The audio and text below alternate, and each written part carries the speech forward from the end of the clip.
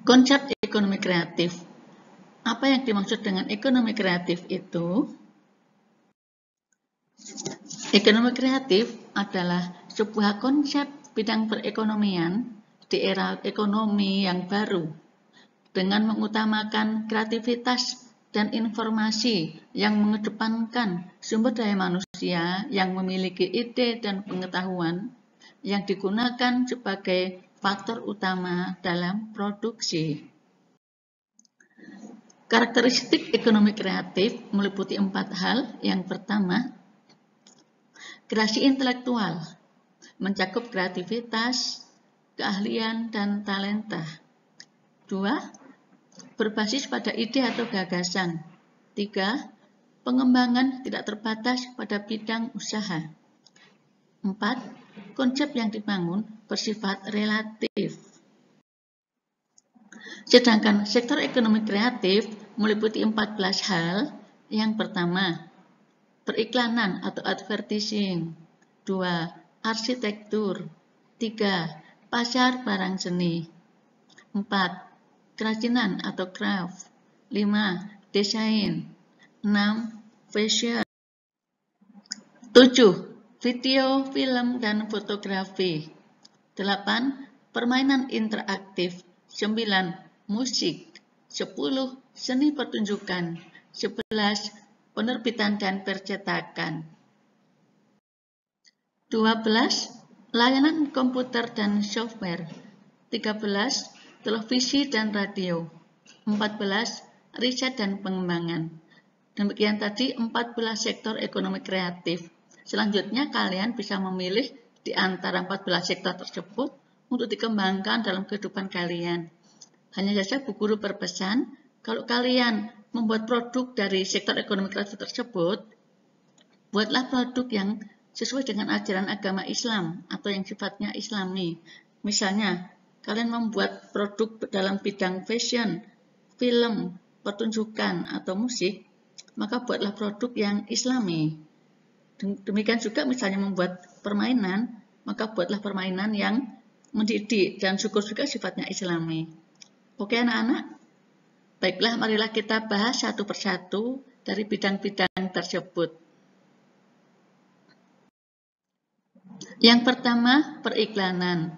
Tentu kalian pernah melihat iklan di berbagai media kan? Misalnya di televisi, di koran, dan sebagainya ya. Kegiatan ini berkaitan dengan jasa periklanan, yakni komunikasi satu arah dengan menggunakan medium tertentu. Meliputi proses kreasi, operasi, dan distribusi dari periklanan yang dihasilkan. Bisa berupa iklan TV, radio, brosur, iklan sosial media, spanduk, dan lain-lainnya untuk memasarkan produk atau jasa. Arsitektur. Siapa yang pernah mengagumi gedung yang indah dan megah dan pengen membuatnya? Nah, itu meliputi bidang arsitektur. Kegiatan ini berkaitan dengan desain bangunan secara menyeluruh, baik dari level makro, meliputi town planning, urban design, landscape arsitektur, sampai level mikro atau detail konstruksi. Misalnya, arsitektur taman, perencanaan kota, perencanaan biaya konstruksi, konservasi bangunan warisan sejarah, pengawasan konstruksi, perencanaan kota, dan lain-lain. Pasar barang seni. Kegiatan ini berkaitan dengan perdagangan barang-barang asli, unik dan langka, serta memiliki nilai estetika, seni, dan sejarah yang tinggi, melalui lelang, galeri, toko, pasar swalayan, dan internet. Contohnya, barang-barang musik, percetakan, kerajinan, otomobil, dan film. Kerajinan. Siapa yang sudah pernah membuat kerajinan tangan di sekolah? Tentu sudah sering ya. Kegiatan ini berkaitan dengan kreasi, produksi, dan distribusi produk yang dibuat atau dihasilkan oleh tenaga pengrajin yang berawal dari desain awal sampai proses penyelesaian produknya. Antara lain meliputi barang kerajinan yang terbuat dari batu berharga, serat alam, maupun buatan, kulit, rotan, bambu, kayu, logam, dan lain-lain. Desain. Kreativitas ini berkaitan dengan kreasi desain grafis, desain interior, desain produk, desain industri, konsultasi identitas perusahaan dan jasa riset pemasaran, serta produksi kemasan dan jasa pengepakan. Fashion. Kegiatan ini berkaitan dengan kreasi desain pakaian, desain alas kaki, dan desain aksesoris mode lainnya, produksi pakaian mode dan aksesorisnya, konsultasi lini produk berikut distribusi produk fashion. Video, film, dan fotografi. Kegiatan ini berkaitan dengan kreasi produksi video, film, dan jasa fotografi, serta distribusi rekaman video dan film, termasuk di dalamnya penulisan skrip, dubbing film, sinematografi, sinetron, dan eksibisi atau festival film. Permanen interaktif atau game. Kegiatan ini berkaitan dengan kreasi, produksi, dan distribusi permainan komputer dan video yang bersifat hiburan, ketangkasan, dan edukasi. Subsektor permainan interaktif bukan didominasi sebagai hiburan semata-mata, tetapi juga sebagai alat bantu pembelajaran atau edukasi. Musik. Kegiatan ini berkaitan dengan kreasi atau komposisi, pertunjukan, reproduksi, dan distribusi dari rekaman suara. Showbiz. Kegiatan ini berkaitan dengan usaha pengembangan konten dan produksi pertunjukan.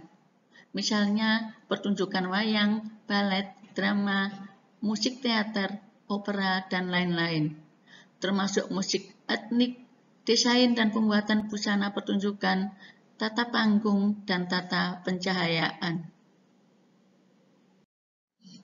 Penerbitan dan percetakan. Kegiatan ini berkaitan dengan penulisan konten dan penerbitan buku, jurnal, koran, majalah, tabloid, dan konten digital, serta kegiatan kantor berita dan pencari berita. Subsektor ini juga mencakup penerbitan perangko, materai, uang kertas, paspor, tiket pesawat terbang, dan lainnya. Mencakup juga penerbitan foto-foto, grafir, dan kartu pos, formulir, poster, reproduksi, percetakan lukisan, dan barang cetakan lainnya, termasuk rekaman mikrofilm.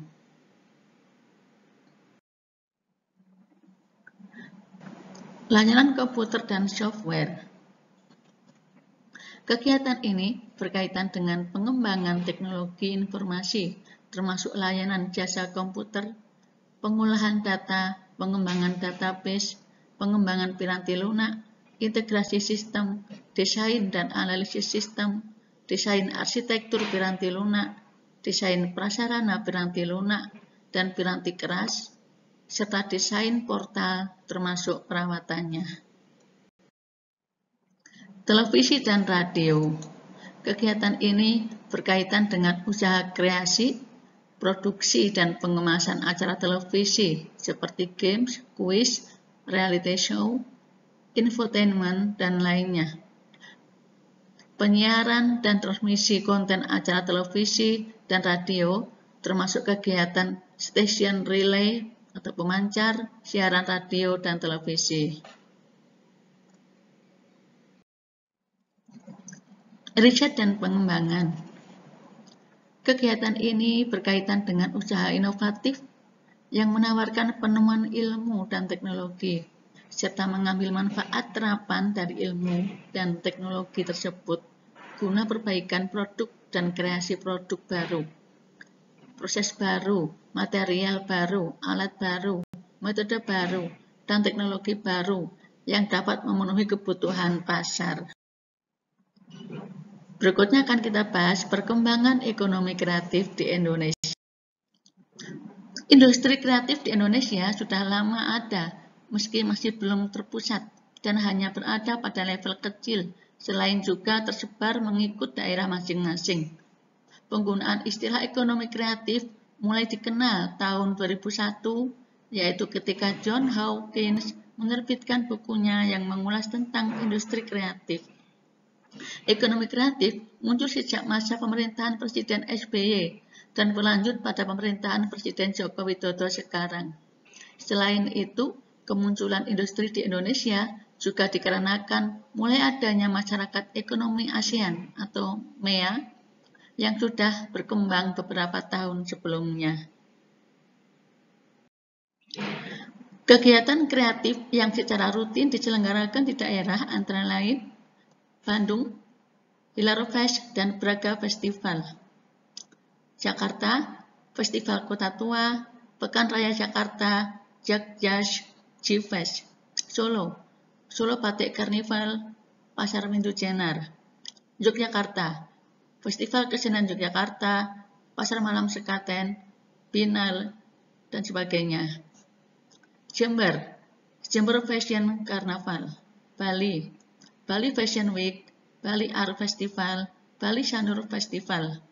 Lampung, Waikambas Festival. Palembang, Festival Musi.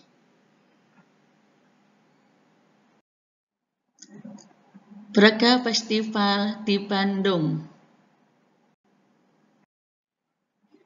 Festival Kota Tua di Jakarta. Solo Batik Carnival. Bali Sanur Festival. Pasar Malam Sekaten di Yogyakarta. Waikambas Festival. Festival Musi di Palembang. Demikian tadi berbagai contoh festival dan pertunjukan yang ada di berbagai daerah. Selanjutnya kita akan melanjutkan pembahasan kita, yakni upaya meningkatkan ekonomi kreatif. Kegiatan ekonomi diatur dalam Undang-Undang Dasar 1945 Pasal 33 ayat 1, 2, dan 3. Sedangkan upaya untuk meningkatkan ekonomi kreatif diantaranya adalah dengan jalan yang pertama, menyiapkan insentif. Yang kedua, membuat roadmap industri. Yang ketiga, memberi perlindungan hukum. 4. Membuat program komprehensif. 5. Membentuk Indonesia Creative Council. Berikutnya, upaya pengembangan yang dilakukan Kementerian Perdagangan. Apa saja? Yang pertama, pengembangan database ekonomi kreatif Indonesia yang didukung dengan teknologi informasi. 2. Peningkatan penggunaan teknologi melalui program kemitraan. 3. Pekan Produk Kreatif Indonesia atau PPKI. 4. Festival Ekonomi Kreatif. 5. Wahana Kreatif. 6. Peningkatan jangkauan dan efektivitas pemasaran yang mendukung inovasi. 8. Fasilitasi kegiatan yang mendorong lahirnya insan kreatif dan entrepreneur kreatif baru. 9. Kegiatan fasilitasi kegiatan yang mendorong lahirnya insan kreatif dan entrepreneur kreatif baru untuk merangsang terciptanya insan kreatif dan entrepreneur baru di Indonesia. 10. Penciptaan identitas lokal daerah tingkat 1 dan 2 serta identitas nasional. Demikian tadi materi pembelajaran kita pada kesempatan kali ini. Insya Allah kita lanjutkan dengan pertemuan berikutnya. Di sini ada sebuah pesan, majulah tanpa menyingkirkan orang lain, naiklah tinggi tanpa menjatuhkan orang lain. Intinya, kalau mau bersaing, bersainglah dengan sehat tanpa menzalimi orang lain. Demikian anak-anak ya, semoga tetap semangat belajar. Assalamualaikum warahmatullahi wabarakatuh.